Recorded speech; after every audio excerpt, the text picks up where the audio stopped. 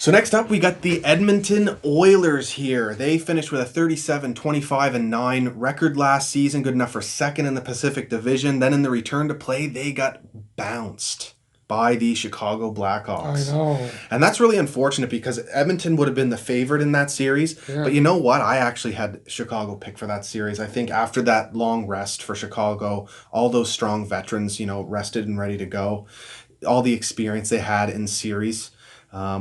Yeah, I wasn't surprised Edmonton getting bounced like that, but it's still very unfortunate for a team with such high expectations now with McDavid and Draisaitl really trying to compete for so long. So unfortunate to see that. I know I'm a big Edmonton Oilers fan. Back from the run. Yeah, huge run to face Carolina and nearly missed the cup. And, Joey Moss, huge loss for that fan base too. Rest in peace, Joey Moss.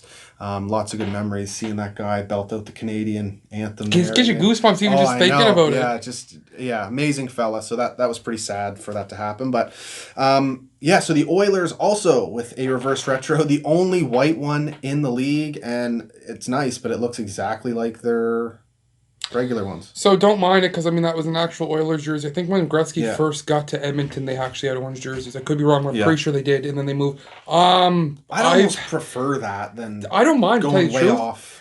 I hate their orange jerseys. So do I. And someone has to explain to me. I wish I could talk to these people. Why are you not wearing jerseys that you won Stanley Cups in with Gretzky in them? Where is that blue and orange? Yeah. Like, are you crazy? You were a dynasty in those jerseys. Yeah. And we're not seeing them at all. I know. I don't understand that. Crazy. They definitely did. Those oranges are hideous. Probably one of the ugliest jerseys in the league. And it's fine for good a third. on camera at all. Dude, it's too bright. It's way too bright. You can't see the number barely. Like, it's just, they're awful. It's like an NHL created jersey. Yeah. But this reverse retro, I like it. Yeah, it's clean. It's clean. Yeah, it's old school. It actually looks like a retro. Yeah. It doesn't look like, I have no problem with it. The Edmontons are in the Canadian division, they're going to have the best matchups if we can do reverse retro on reverse retro because they can face any team in the Canadian division now. Imagine the Battle of Alberta with those two jerseys. Oh, yeah, that'll look really slick. Success for the Oilers reverse retro there. Now, in terms of how they're going to, how their offseason went, how they're going to compete in the Canadian division, they got Jesse Puljujarvi back, which is nice. Hopefully that relationship will get mended. He's been killing it in SM Liga. 53 points in 56 games his first season in Europe there, and then 12 points right now in 16 games in this season as we wait for the NHL to return. So good to see him back. I think that's a position of need for the Edmonton Oilers, getting that power forward that can finish. So that'll be a great addition as long as he actually performs in the NHL this time. I can't see why he wouldn't. No, I think the first time was a lot of he wanted a bigger role because they didn't play him right away. I think it's always a good sign when the guy's willing to come back. Once he leaves, if he's willing to come back, that shows that he wants to be there. He's willing to do that. So I think that's a huge thing for the Oilers. The Oilers, honestly, is just same old Oilers. Just going to go as far as McDavid and Draisaitl. I know, yeah. Same goaltending situation as last year. You bring in Tyson Barrie in the back end, which I have no problem with. That's fine. Clefbaum's on IR. I think he's on IR for a bit. Philip Broberg and Edmund Bouchard, if either one of them can actually make the team and be a solid player, that would be huge.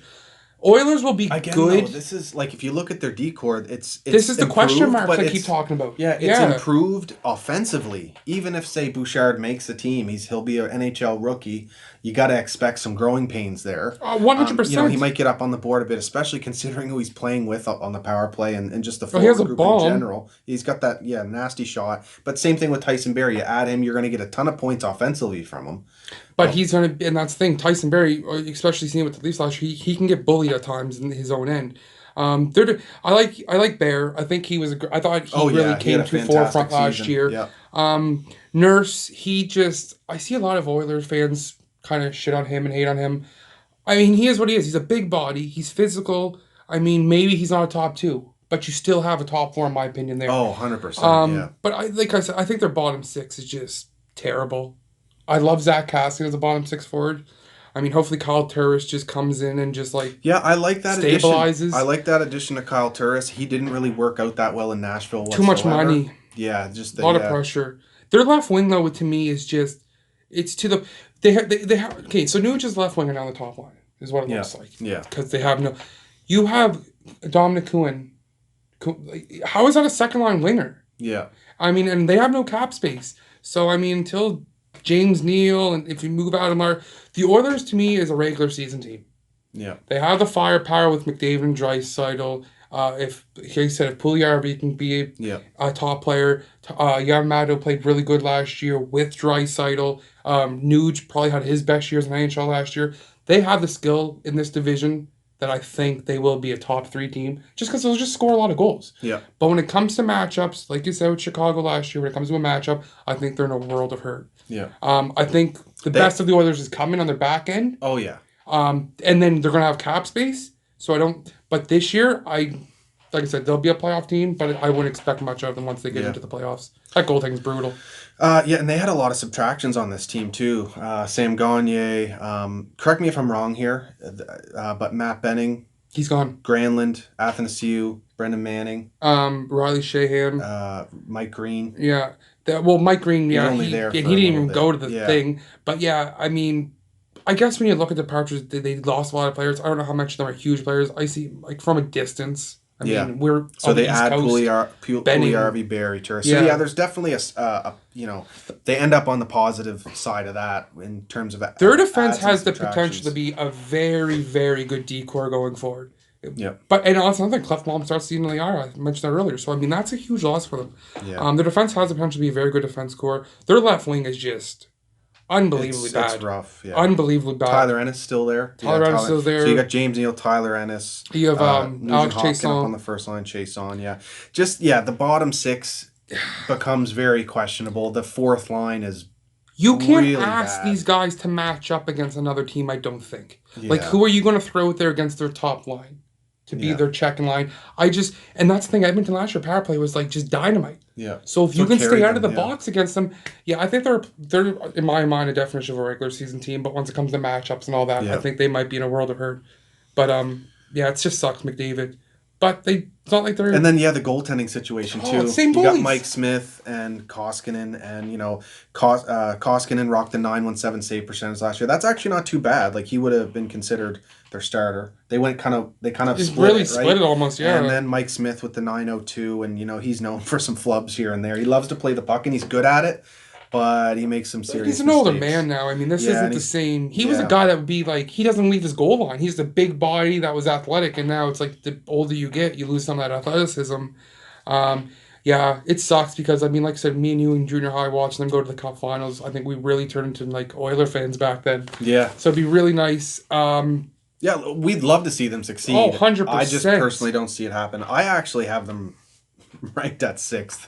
I could see that easy. I'm just not sure how they're going to match up against I just have a hard time time believing top 2 Art Ross finalist and Hart Trophy finalist. Yeah. I just think that's enough to get you there. Yeah. But if one of those guys get hurt, God forbid, they're I think especially if one of them get hurt. But like if you look in the Canadian division, every single team outside of the Ottawa Senators have very strong centers down the middle. The Habs even are 2 best offensively. Suzuki and Kotkaniemi, you'd say, and Danault's quite good as well.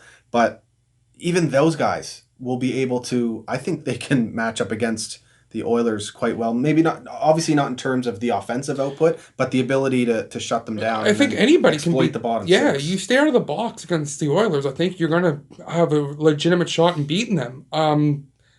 When you look at their forward group, I mean, other than Ottawa, which is a given, maybe Vancouver doesn't have as much depth as them, but I mean, McDavid's kind of an odd case to me because they line him up at center whenever they do lineups, and then but he's not that great in the face-off dot. No. And then Draisaitl takes a lot of them. When he's on the ice, he's outside of the lineup of the draw, and sometimes he doesn't even take the draw. He's playing wing.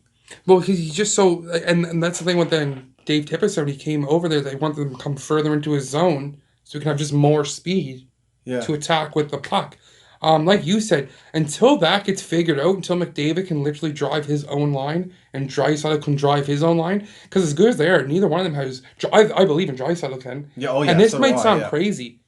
McDavid, don't get me wrong, is the most skilled player in the NHL. Oh, 100%. Nobody will put up question. points. Yeah. And I don't want to get twisted and all that, But as of right now, he is having a very hard time driving his own line. Yeah. Until that's why you see Draisaitl come up. Draisaitl, I think, was taking the face-offs, and they.